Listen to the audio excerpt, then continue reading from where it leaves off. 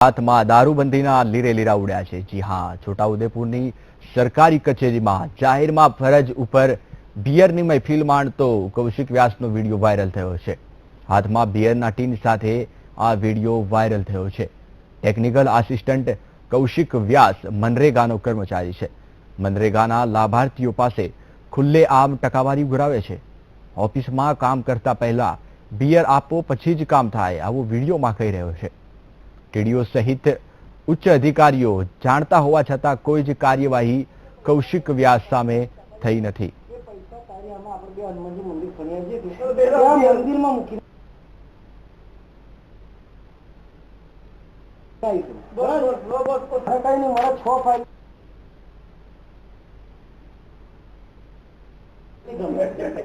તું કઈ હમણાં હનુમાનજી ધામ છે, પણ તારા જે પૈસા એ પંચાયતની ચકાવી હતી ને ભરૂચમાં